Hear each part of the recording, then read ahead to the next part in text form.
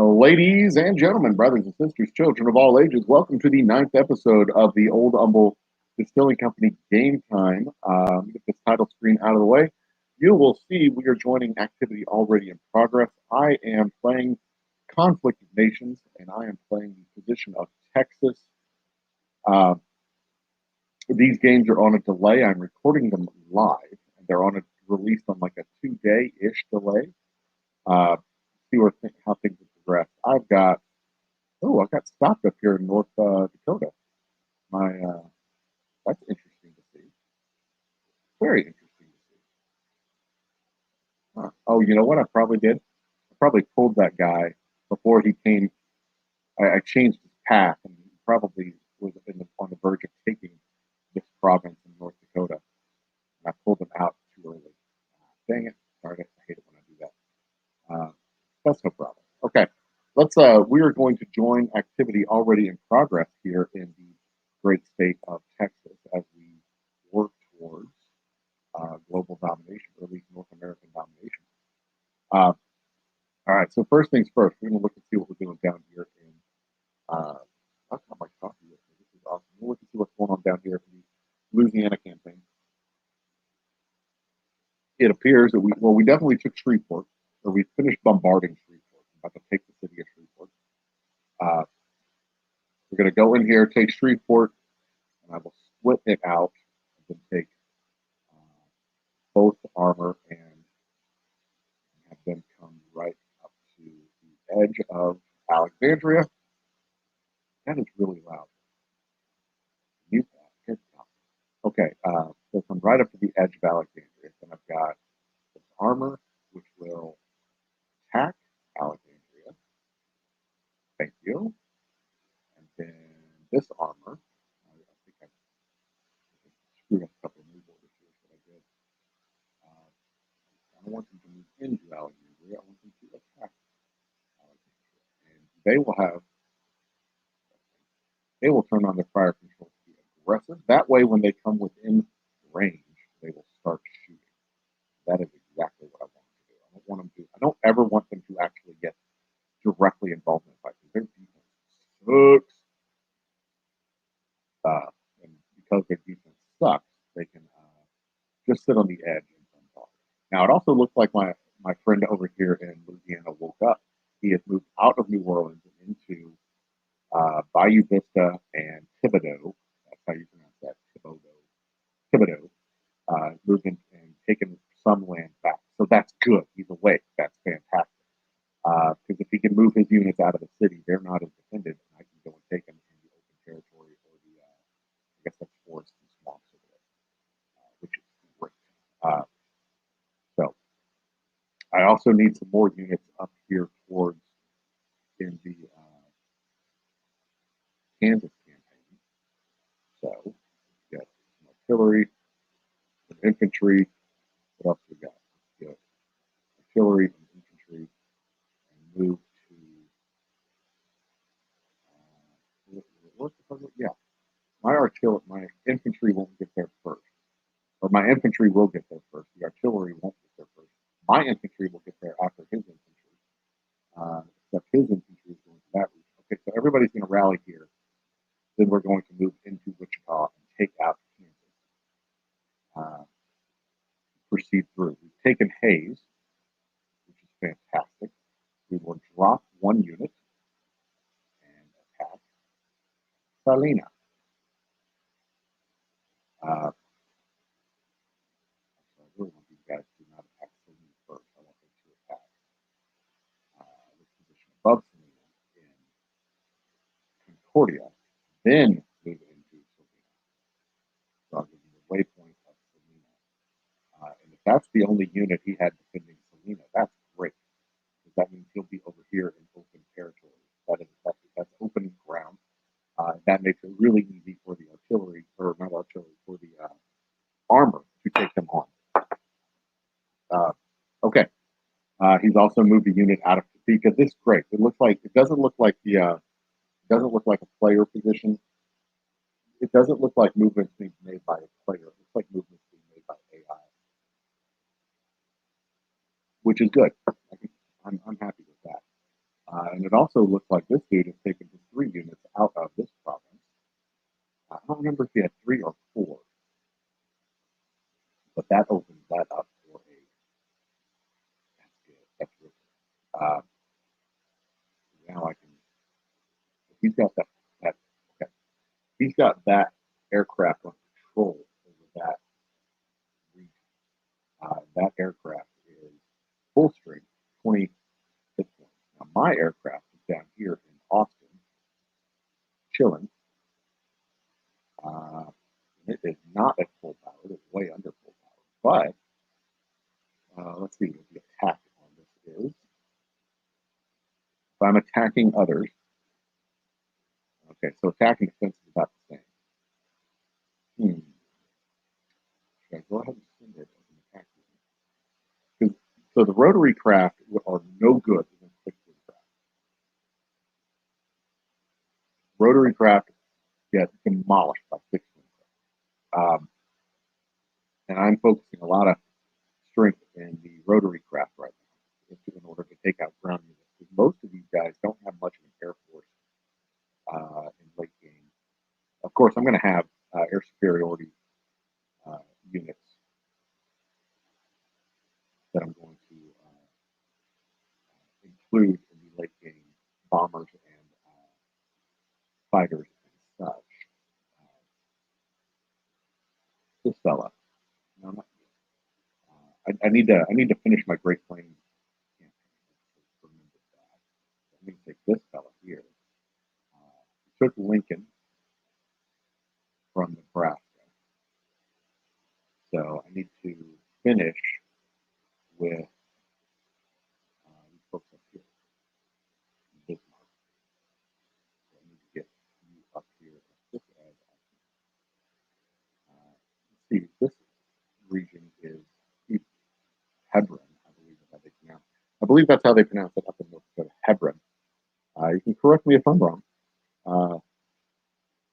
Territory lost, Lemon. Okay, looks like North Dakota. Really? They took these territories back. That is not something that AI does. And North Dakota is an AI position. So I didn't lose those positions. They came back and took those positions. So I'm going to have to mess up North Dakota and finish this. That's fine. That is fantastic. Okay, so I'm going to take 2 infantry units and go up to North Dakota because I want to cross over at Bismarck. So I'm going to take this guy, and I'm going to take this guy. Yeah, I'm going to take both these guys. What we're going to do is we're going to go up to first. We're going to attack Lemon. Come on. Yeah. Then we're going to go into Hebron. Then we're going to go into Bismarck. There we go.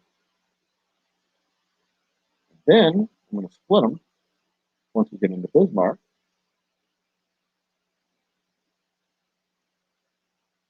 And I can't do that. Can't do that quite. I mean, I could. Go ahead and do that, but I'm not. We'll take Bismarck. Control North Dakota. Then, hello. Saskatchewan is getting a little frisky up here and grabbed a region out of North Dakota. Interesting to see that as well. All right, let's look at our neighbors and see what's going on with British Columbia. British Columbia, Washington, Idaho. This is all a mess, and it looks like everything's kind of stabilized. Just for what it's worth, it has been 24 hours since my last login. I was here yesterday morning. It is now today morning. I didn't check in last night. We have a nice little war chest being grown up here. I need more. Need more supplies. Always need more supplies. There's a chronic shortage of supplies right now. But like I said yesterday, I make more gold or more cash than I do supplies, so I can turn cash into supplies all day, every day, and feel really good about it. Now, I need to keep an eye here on Colorado because they may decide to bust out of their borders any minute now.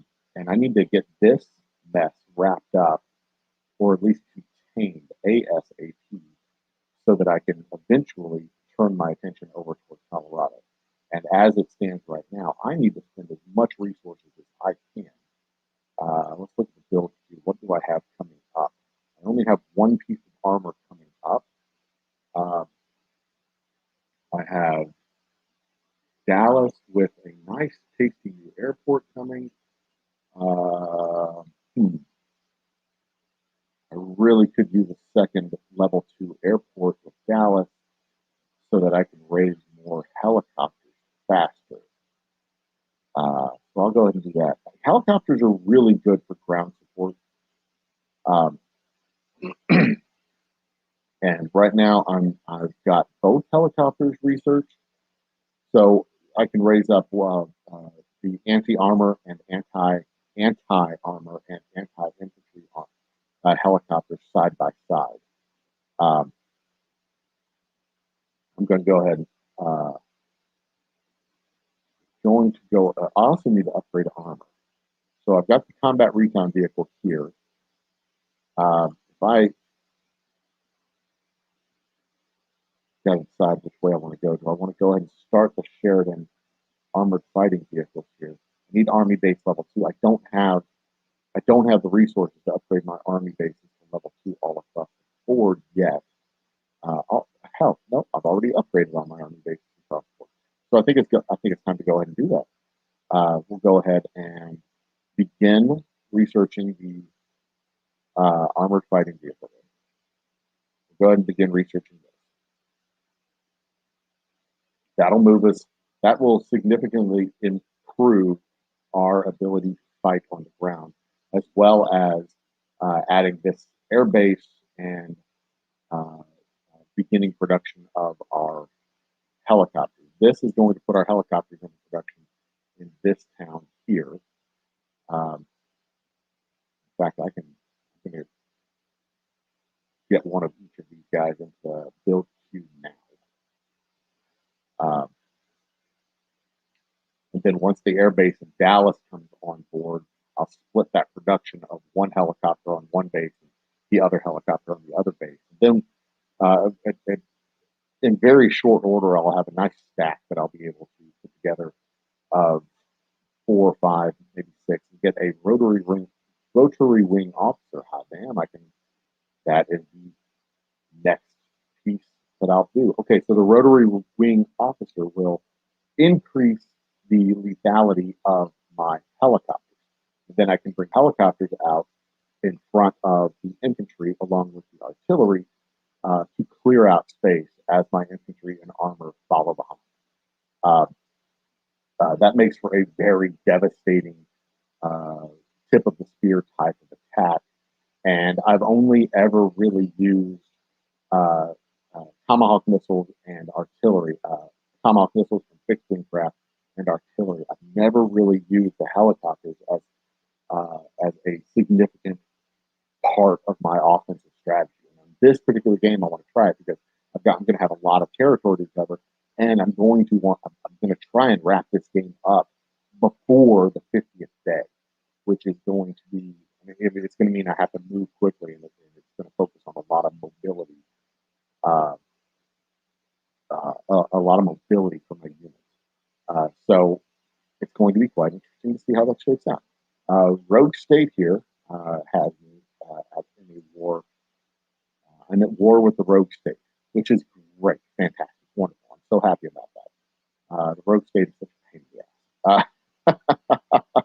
And anytime you're at war with the Rogue State, the insurgents, the terrorists, you're at war with them all over the map. So I could get them cleaned out of my territory, but if I clean them out of my territory, then they're still going to be around. Still going to be around on the map elsewhere and on the screen. My lovely wife is heading off to a lunch date. That's why you heard me blowing kisses. But let's see where else. What other resources do we have to deploy? That fellow's going there. That fellow's going there. Let's just tab across each other. He's got a mission. He's got a mission. He's got a mission. He's got a mission. He's got a mission. He's got a mission. He's got a mission. All right. Fighter squadron does not have a mission, but they are. In fact, I'm going to put them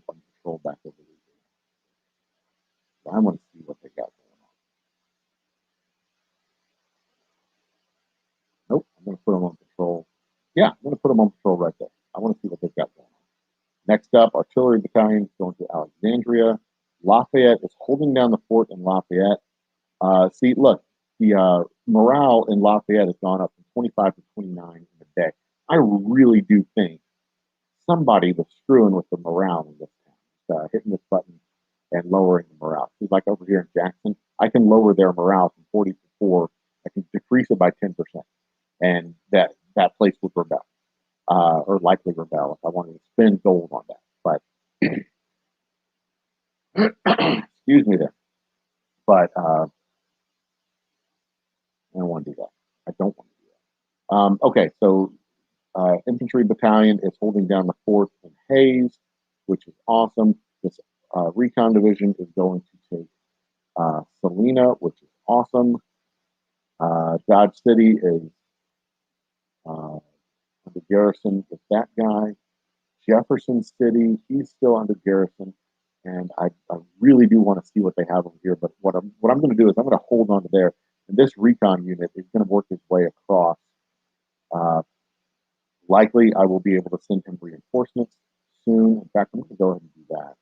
Wait, before I do that, I want to see what else we have. He's going to get reinforcements, armored reinforcements, and then we'll move our way into Illinois completely, and then hook our way back into Iowa as we wrap up the east side of the Missouri River over here.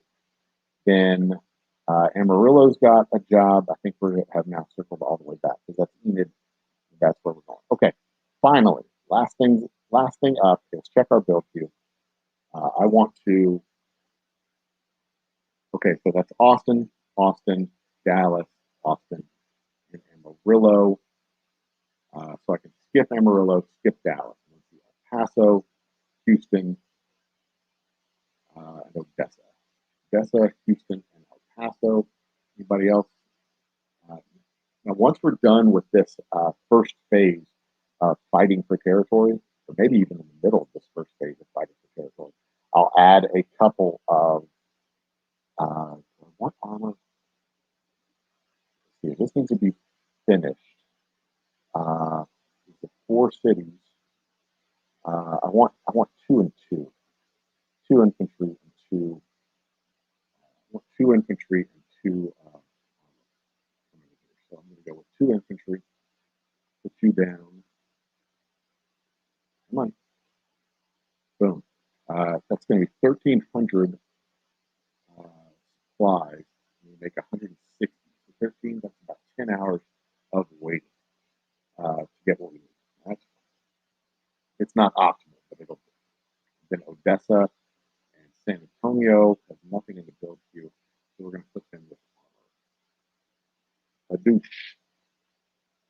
So this is going to be about 20 hours of waiting before they even, when they go into production, for the last one to go into production. But we're going to get 1 armor coming out, at least 1 armor coming out before then, a couple of infantry coming out before then, going to have some artillery coming out before then, and the number of units that I lose going forward is going to drop dramatically. And that's another way that you can preserve your resources, because if you don't lose units, you don't have to. If you don't lose units, you don't have to replace the units. This is my big old face in the screen. If you don't lose units, you don't have to replace the units. So that's another way that you can preserve your resources, because you don't have to waste resources and constantly replacing units that you constantly lose. So once you get that artillery going out, once you get the helicopters going out, as long as they don't have anti-aircraft or air superiority, those helicopters, they're damn near unbeatable. But once they have anti-aircraft, then you have to come in with air superiority vehicles, or air superiority jets, as well as some air superiority aircraft, as well as some tank killers and artillery. The artillery will take out the anti-aircraft, and then the helicopters can take out everything else. But when they come in with their air superiority jets, then you have to come in with anti-aircraft of your own. And it's this little cat and mouse game that continuously goes. But usually, when you're playing against other humans, especially, I don't want to denigrate lower level players who are new at the game, but when they're new at the game and haven't fully explored all the options of units on the board, they tend to go into a one-dimensional type of role. Uh, and if we look at make this a little bit bigger, in fact, let's make this a lot bigger. We look at some of the stuff that they've got on the map. Um, what you'll find sometimes is they just waste money. Uh, not here, not here. Find some guys who are actually team players. You'll find construction in the provinces that doesn't do anything. Um, and that was a mistake that I made when I started the game as well. I built a bunch of local industries in the provinces, hoping that it would make me money. It doesn't make you money unless you actually have a province with a resource block in it, a resource tile. Let me see if I can find something in a resource tile to show you what I'm talking about. They usually have them down in Florida. Is that one where I'll find it? Yeah, like right here. This is an electronics resource tile. Not this one right here. Okeechobee, Florida. It produces this electronics resource. You can build a local industry here. One mistake I made in the first game that I did is I built roads in between all my cities and local resource tiles and a whole bunch of provinces tiles that didn't have resource tiles. So I wasted a crap ton of my resources doing that, not realizing that I wasn't actually developing anything. Here's another one. This is a supply tile, which is extremely helpful to have. But if you don't have those, if it's just like here, Wharton or Porphyrius or Sarita, those don't do anything. Here's one. I get Rio Bravo. That's a supply tile that I could use to develop. I don't have cash to do it right now. It would actually be good for me to develop that eventually, but right now it's more useful for me to spend my money on a place like Houston, where I can develop even 10% increase in Houston for the same money is way better than the 10% increase in Rio Bravo. So that's the decisions you got to make. And when you're playing against new players, when you are a new player, those are some of the mistakes that get made. They use one-dimensional stacks. They stack up a whole bunch of infantry or a whole bunch of tanks, and then they don't have it. They can't take any land because they have a bunch of tanks. They don't have enough infantry, but they don't have enough force protection units, and their infantry gets just torn up by artillery, or they get torn up by armor units, or something like that. And that was one of the things that I learned over the course of a few games is how to build a more effective stack. So early game, of course, your stack's going to be 1 and 1. A couple of pieces of infantry and a piece of armor, a few pieces of armor, and a few pieces of infantry, and then you leave the infantry behind, and eventually your entire army grinds to a halt because you can't take any more land, and you have to sit there and wait for reinforcements to come. This is yummy coffee. Or even worse, your entire stack gets decimated by a couple of well-placed anti-infantry or anti-armor units, and you're dead in the water. But that's definitely something that you got to watch out for, especially when you get into later game situations. You take a big stack and you send it across the map, trying to just gobble up as much land to victory points as you can, and then they bring out just unexpected. They can harass you all the way along the way with some artillery. I had to play a little game when I was playing over in Georgia, where I had to set up an artillery. I basically had to set up a gauntlet of artillery and have I attacked a tank. It was a stack of tanks. It was like 4 tanks, and I couldn't take these things out. I didn't have any of the power to take these things out. And every time I attacked it, the tank would start coming after the unit that would attack it. So what I had to do was hit it with a artillery unit, a mortar unit is what it was. It was actually a infantry that was firing mortars. I hit it, and then it chased the infantry unit, and I had it go all the way down using waypoints, all the way down through a circuit of provinces in a kind of a figure eight motion, and I had artillery units dropped into cities throughout that place. So as he was focused on the infantry unit going on this little circuit of provinces, the artillery was bombarding it all the way around. It took 3 days to kill off that artillery staff, but finally killed that stupid thing off, and then had free reign of the rest of the map over there in Georgia, where when I was playing this game. Eventually, we won that game. In fact, that was the game that I showed you earlier on in episode 4, I think, where Georgia, I had just finished Georgia and was cleaning out, or I just finished the game as Georgia and was cleaning out Washington. But that's enough story time for today. I've fulfilled all my check marks for the day, gotten everything done for, updated everything, updated my research, got my build queue filled out, moved my units to where I want to move them. Things are going to play out again over the next 12 to 14 hours. So next time I see you, it'll be tomorrow, probably day 6 on episode. I think we're on episode. Well, what episode we're on? What episode are we on? 9. So I'll see you on episode 10. Yeah, I'll see you on episode 10. And until then, be awesome. Cheers.